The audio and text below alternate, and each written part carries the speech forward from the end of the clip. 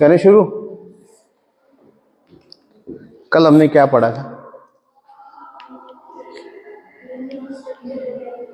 DNA की structure और replication. उसमें आप लोगों को कोई इश्यू, कोई समस्या? कोई समस्या नहीं है।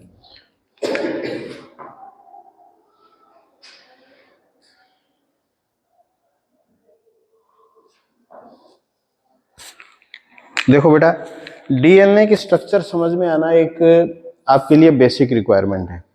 उसके बाद आपके लिए सभी चीजें बहुत आसान हो जाती हैं। कल हमने एक डायग्राम बनाया था डीएनए के रेप्लिकेशन में, वो मैं सोचता हूँ कि वो डायग्राम आप सभी को याद होगा, ठीक है? और उसमें जो एंजाइम्स मैंने बताए थे वो भी आप लोगों को पता होंगे। आज हम देखने वाले हैं, क्या देखने वाले हैं? ट्रांसक्रिप्शन।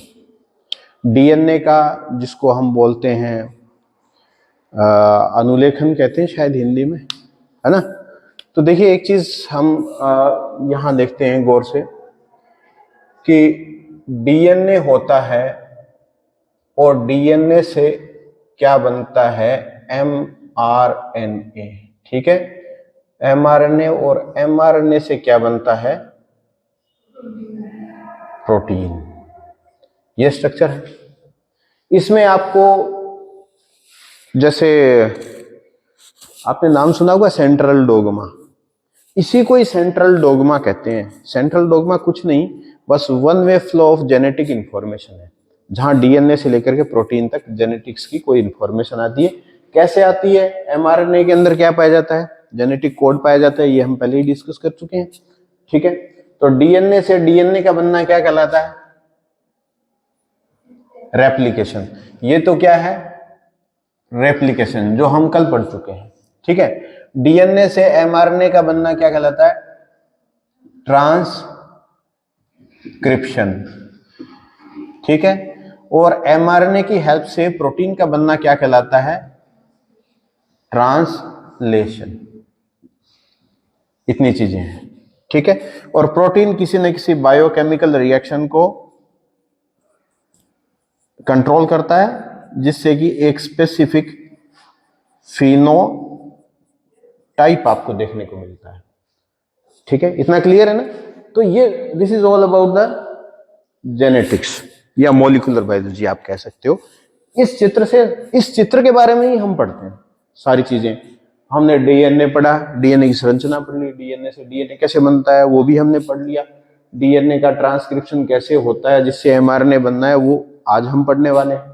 आगे फिर ट्रांसलेशन पढ़ेंगे, फिर प्रोटीन कैसे रिएक्ट करता है, इन चीजों को हम पहले थोड़ा बहुत जान चुके हैं, ठीक है? अभी हम देखते हैं कि डीएनए से एमआरएनए कैसे बनता है। एमआरएनए की बात नहीं है, चाहे आरआरएनए की बात कर लें या टीआरएनए की बात कर लें, यानी डीएनए से आरएनए का बनना क्या कहलाता है? ट्रांसक्रिप्शन कहलाता है, ठीक है?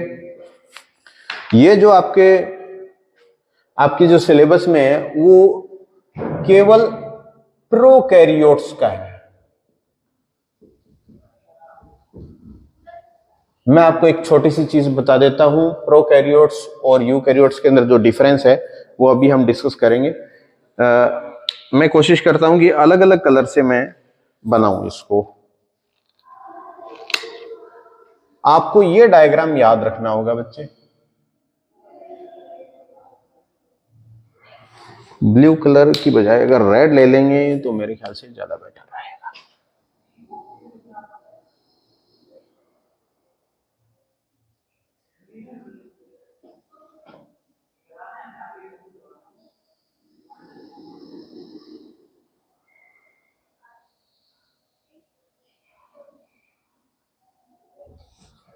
आपने डायग्राम बनाने का तरीका सीखना है, आप साथ साथ बना लीजिए बेटा, ठीक है? आप साथ साथ बनाओगे तो अपना समय का बचत भी होगा और आपको एक तरीका भी बच्चे समझ में आएगा।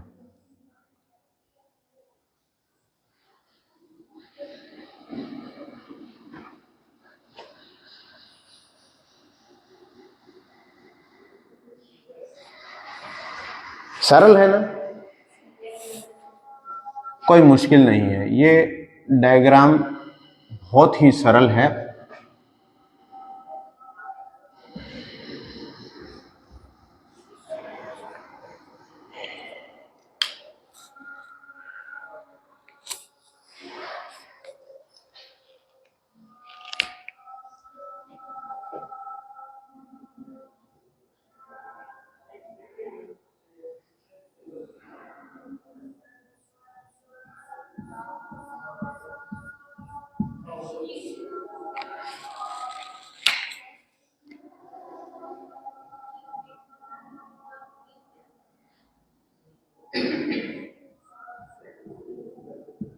यहां कुछ महत्वपूर्ण चीजें हम देखेंगे बेटा।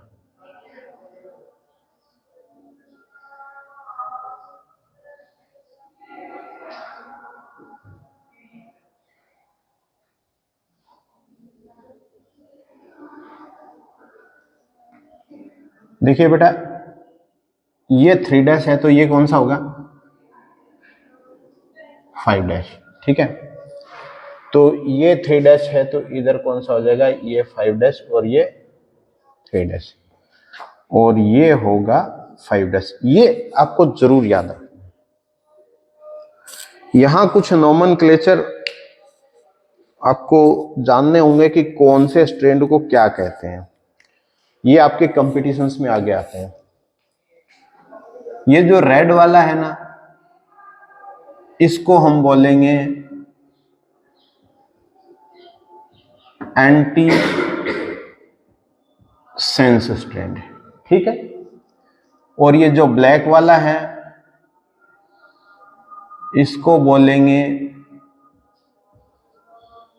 Sense strand. यहां देखिए कंपटीशन के बहुत सारे क्वेश्चंस यहां पे आपको क्लियर होने वाले हैं। ये जो बन रहा है ये है आरएनए। ठीक है, और ये जो यहां पे जो एंजाइम लगा हुआ है ये कौन सा है? RNA polymerase. ठीक है, और आरएनए पॉलीमरेज पे एक ब्लैक कलर की जो स्ट्रक्चर अपन ने बनाई है उसका नाम है सिग्मा। ये सिग्मा है ना, सिग्मा फैक्टर। इतनी चीजें आपको याद रखनी होगी। अब जरा ये अगर आपके क्वेश्चन आता है कि ट्रांसक्रिप्शनल यूनिट का चित्र बनाइए, तो आपको यही डायग्राम बनाना है जिसमें ये सारी चीजें दिखेंगी। अगर आप ये सारी चीजें लिख देते हो तो इसका मतलब आपको इसका पूरा नॉलेज है। ठीक है, अगर ये नहीं लिख पाते हो तो इसका मतलब आपको नॉलेज अधूरा है। अभी हम इन सभी चीजों के बारे में डिस्कस करेंगे। हम बात कर रहे हैं बेसिकली प्रोकैरियोट्स के बारे में। दूसरे टाइप के जो ऑर्गेनिजम्स होते हैं वो कौन से होते हैं? यूकैरियोट्स। ठीक है, प्रोकैरियोट में जो आरएनए पॉलीमरेज होते हैं वो केवल एक ही टाइप का होता है, और यूकैरियोट्स में जो आरएनए पॉलीमरेज होते हैं वो 3 टाइप के होते हैं। इसीलिए यूकैरियोट्स के अंदर उनका नाम होता है RNA polymerase first, RNA polymerase second और आरएनए पॉलीमरेज थर्ड। ठीक है, और इनके अंदर याद रखने के लिए भी फर्स्ट सेकंड थर्ड क्या करता है वो कंपटीशंस के हिसाब से मैं अभी बता देता हूं, क्योंकि बाद में भी आप देखोगे आगे एमएससी में जाओगे तो आपको हो सकता है कि वहां बहुत ज्यादा डिटेल मिले, तो वो चीजें थोड़ी सी मैं आपको यहीं पे बता देता हूं। आप ऐसे याद रख लेना, ये रख लेना आर और ये रख लेना एम और ये रख लेना T, R M T. RNA polymerase first क्या करता है? आरएनए बनाता है। आरएनए पॉलीमरेज सेकंड क्या करता है? एमआरएनए बनाता है। और आरएनए पॉलीमरेज थर्ड क्या करता है? टीआरएनए बनाता है। और ये तीनों के तीनों काम प्रोकैरियोट में एक ही पॉलीमरेज करता है। ठीक है, तो ये थोड़ा सा बेसिक डिफरेंस है जिसको आप ध्यान में रखें। इतना क्लियर है आपको? अब ये स्थिति तो है बाद की, जब ट्रांसक्रिप्शन शुरू हो जाता है। ठीक है, जब ट्रांसक्रिप्शन शुरू होगा तो उसके अंदर 3 चीजें हैं बेटा। पहला जो है वो है इनिशिएशन।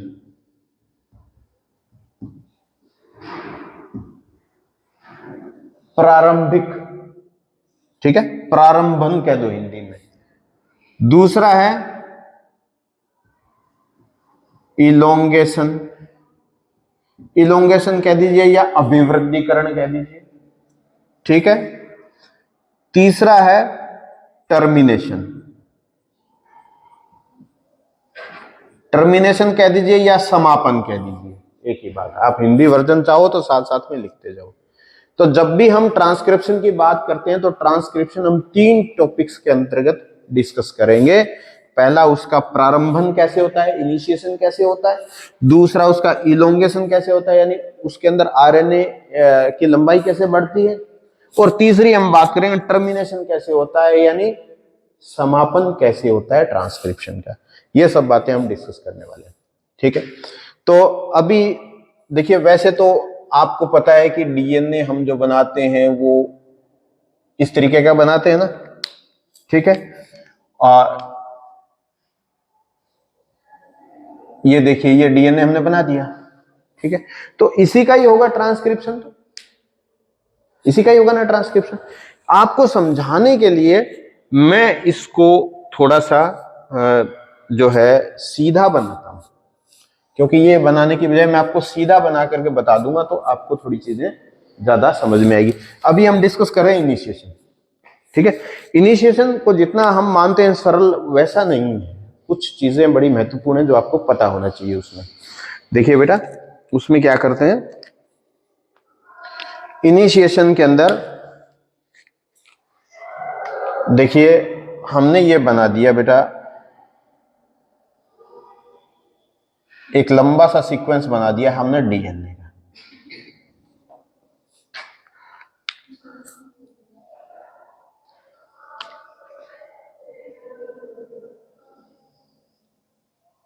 ये डीएनए के दोनों स्ट्रैंड हो गए ना, क्लियर है। ये 3' ये 5', ये 5' और ये 3', ऐसे एंड है, ठीक है। अब इसके अंदर जब इनिशिएशन होता है तो ये जो आरएनए पॉलीमरेज है ये आकर के यहां जुड़ेगा, तभी शुरू होगा, ठीक है। तो उससे पहले ये मान लीजिए कि हमारा जो जीन है ना बेटा, जो ट्रांसक्रिप्शन होने वाला है वो यहां से शुरू होना है, तो इसको हम +1 मान लेते हैं कि भाई यहीं से बेस पेयर हमारा शुरू होगा, ठीक है। तो यहां से इससे पहले -10 पे TA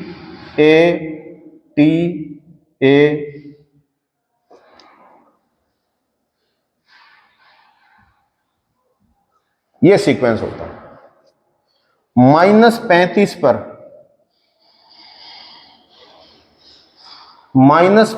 पर एक और सीक्वेंस होता है, ये TA और यहां पर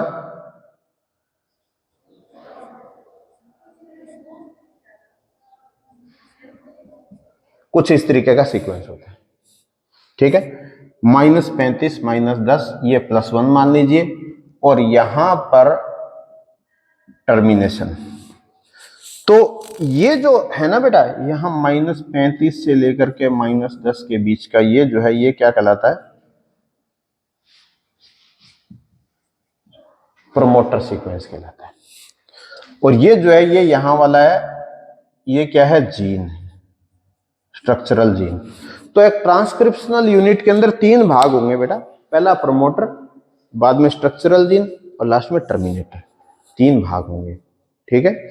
तो जो इनिशिएशन होता है वो इनिशिएशन प्रमोटर पर ही शुरू होगा, इसलिए हम प्रमोटर को ही डिस्कस करेंगे। जहां से एमआरएनए बनना शुरू होगा उसको हमने +1 मान लीजिए, और इससे पीछे जो 10 बेस पेयर पीछे वो TA बॉक्स है, और ये GSCAT ये बॉक्स है, ठीक है ना। हो सकता है इन जो इसके अंदर सीक्वेंसेस दिए हुए हैं, हो सकता है अलग अलग रिसर्च के अनुसार अलग अलग बुक्स के अंदर थोड़ा बहुत इसके अंदर डिफरेंस मिल सकता है, लेकिन ये बात क्लियर है कि ये -35 पे, ये -10 पे, ठीक है। तो जो प्रमोटर आएगा, तो वो जब पॉलीमरेज जो है वो प्रमोटर के ऊपर स्लाइड कर रहा होगा। आप ये मान के चलिए कि ये डीएनए का वो भाग है, इसके ऊपर जो है वो पॉलीमरेज एंजाइम स्लाइड कर रहा है, इधर उधर ढूंढ रहा है कि मेरे को कहां से शुरू करना है, ठीक है।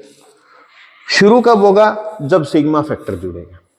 अगर सिग्मा फैक्टर नहीं जुड़ेगा तब तक प्रमोटर इसके ऊपर, ये जो पॉलीमरेज है इसके ऊपर, प्रमोटर के ऊपर घूमता ही रहेगा, वो शुरू नहीं कर पाएगा, प्रमोटर को पहचान ही नहीं पाएगा, ठीक है। अगर पॉलीमरेज की बात करें, आरएनए पॉलीमरेज के अंदर देखिए बेटा, एक तो सिग्मा फैक्टर आपने पढ़ लिया, सिग्मा फैक्टर है, ठीक है। 2 जो है वो बीटा यूनिट है और 2 ही अल्फा यूनिट है, ठीक है। तो इस तरीके से 2 2 4 और 1 5 यूनिट से मिलकर बना होता है आरएनए पॉलीमरेज। ठीक है, तो ये प्रोमोटर को पहचान लेता है, जैसे सिग्मा फैक्टर आता है पहचान लेता है। देखिए बीच के अंदर कुछ 16 से 18 बेस पेयर यहां होते हैं, 5 से 6 बेस पेयर्स यहां पर होते हैं। बेस पेयर का मतलब क्या है, ये न्यूक्लियोटाइड्स हैं डीएनए वाले, समझ गए। तो इसको कई बुक्स टाटा बॉक्स भी कहती हैं, कई प्रिब्नो बॉक्स भी कहती हैं। अब इसमें से देखो ये रेड वाला कौन सा स्ट्रैंड है अपना, एंटीसेंस। ब्लैक वाला कौन सा है, सेंस। आप ये ध्यान रखना, जो डीएनए जिसकी कॉपी करके एमआरएनए बनाता है वो कौन सा स्ट्रैंड है, एंटी सेंस स्ट्रैंड। और इसको सेंस स्ट्रैंड कहते हैं। जो एमआरएनए बनेगा उसका जो बेस पेयर का जो सीक्वेंस होगा बिल्कुल सेंस के जैसा ही होगा ना, बस एक जगह डिफरेंस होगा, थाइमिन के स्थान पे क्या होगा, यूरेसिल, इतना ही डिफरेंस होगा।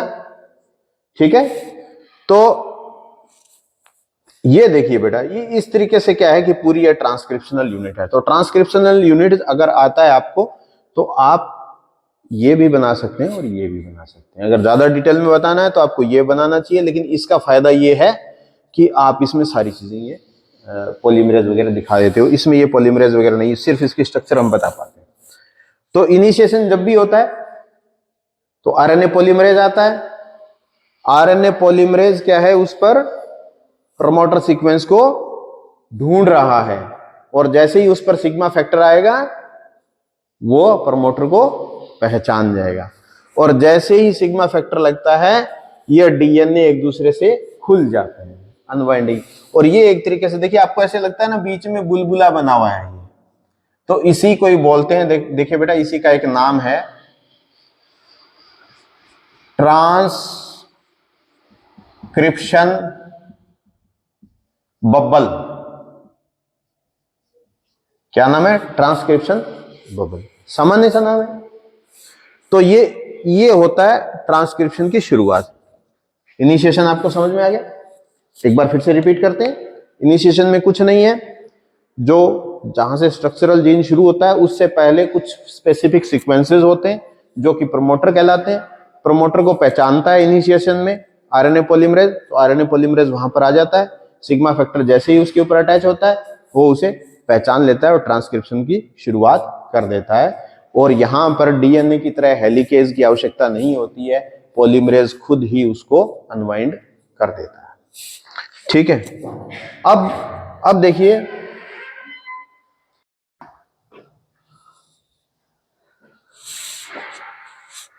ठीक है, तो यहां तक आपको क्लियर है। अब जैसे ही इनिशिएशन हो जाता है तो ये क्या है कि आगे बढ़ता है, ये आगे बढ़ता है और क्या जोड़ना शुरू करता है, न्यूक्लियोटाइड्स। न्यूक्लियोटाइड किस दिशा में जोड़ेगा बेटा, ये ध्यान रखना, ये हमेशा न्यूक्लियोटाइड 5' से 3' दिशा के अंदर जोड़ेगा। इतना क्लियर है, 5' से 3'। और डीएनए पॉलीमरेज भी इसी दिशा में जोड़ रहा था। इसकी एक खास बात है, डीएनए पॉलीमरेज को क्या पहले से फ्री 3' OH एंड चाहिए था, जिसके लिए प्राइमर्स आए थे वहां पे। इसको किसी प्राइमर की आवश्यकता नहीं होती है, ये स्वयं ही जो है वो शुरू कर देता है। समझ गए हो? ठीक है, तो आगे बढ़ता जाता है बेटा, आगे बढ़ता गया बढ़ता गया बढ़ता गया। तो ये आगे बढ़ने वाला प्रोसेस किस में आता है, इलोंगेशन के अंदर। अब हम पढ़ेंगे टर्मिनेशन। टर्मिनेशन में क्या होता है, ये जो सीक्वेंसेस हैं यहां पर जी सी इस तरीके से सीक्वेंस होते हैं, रिपीटेड जी सी। ठीक है, फिर इनके उल्टे होते हैं सी जी ऐसे होते हैं। ठीक है, तो जब इसकी कॉपी बनी बेटा, तो एमआरएनए की कॉपी ऐसे बनी, और ये बनते, ये ब्लैक कलर से मुझे बनाना चाहिए था। तो ये देखिए बेटा, ऐसे बनी, ऐसे, फिर अब देखिए जी सी का उल्टा का इसका क्या बनेगा, सी, फिर जी सी जी, ऐसे बनता जाएगा, ऐसे चलता गया ना।